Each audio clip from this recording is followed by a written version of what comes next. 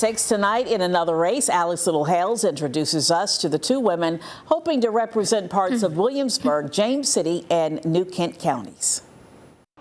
Williamsburg area voters will see a shakeup on the ballot ahead of Tuesday's election. Tucked between the York and James Rivers sits House of Delegates District 71. It's a product of redistricting, where roughly 63% of the voters come from the old Republican-leaning communities surrounding Williamsburg and James City County. Because we were in the House, of course, in the minority.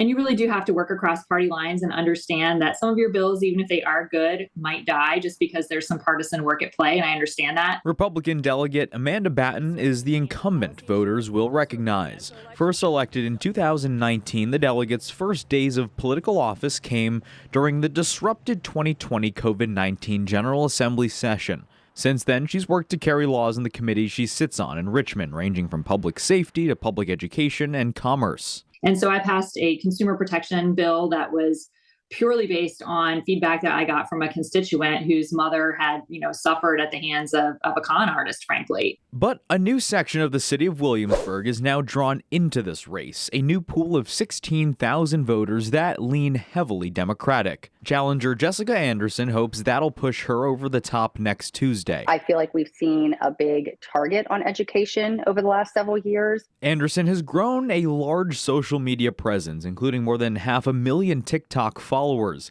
as an elementary school employee and frequent school board public speaker. Anderson lists public education as her biggest platform, telling 13 News Now she's opposed many of the recent right-leaning movements in public education, from the trans model policies to the efforts to ban books in schools. I have a real problem when, a small group of individuals that maybe have an issue with, a section of a book are going in and removing those books from every student within that population to have access to. In Williamsburg, Alex Littlehales for 13 News Now.